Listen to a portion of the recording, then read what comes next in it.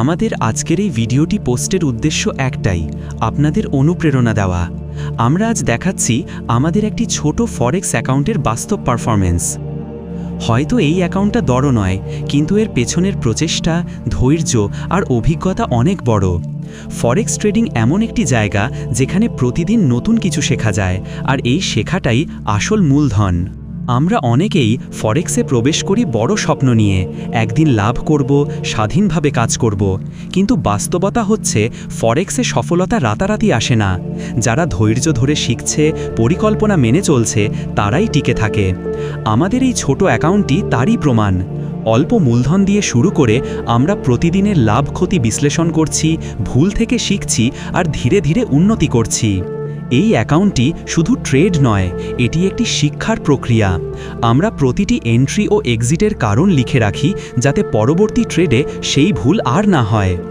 অনেকেই ভাবে বড় ক্যাপিটাল ছাড়া ফরেক্সে কিছু সম্ভব নয়, কিন্তু সত্যি কথা হচ্ছে জ্ঞান, মনোযোগ আর শৃঙ্খলা থাকলে ছোট অ্যাকাউন্টও বড় হয়ে ওঠে। আমাদের পরামর্শ থাকবে: 1.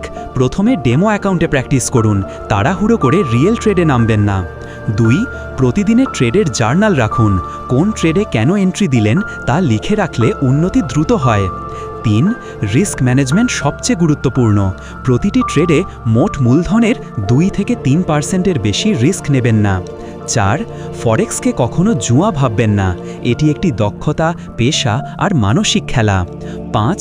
অন্যের সাফল্য দেখে হতাশ হবেন না, তাদের আজকের সাফল্যের পেছনে আছে বছরের পর বছর পরিশ্রম।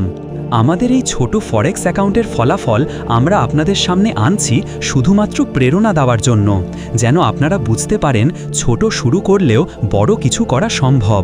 পরিশ্রম আর নিয়ম মেনে চললে ফরেক্স থেকে আয় বাস্তব।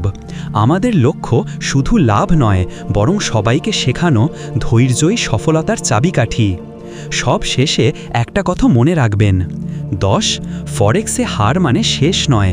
যদি আপনি শিখতে থাকেন, তবে প্রতিটি লসই একদিন আপনার শিক্ষক হবে। আমরা আশাবাদী আমাদের এই ছোট অ্যাকাউন্টের পারফরম্যান্স দেখে আপনারা অনুপ্রাণিত হবেন, নিজের পথে আরও দৃঢ়ভাবে এগিয়ে যাবেন, আর একদিন আমরাও আপনাদের সাফল্যের গল্প শুনব।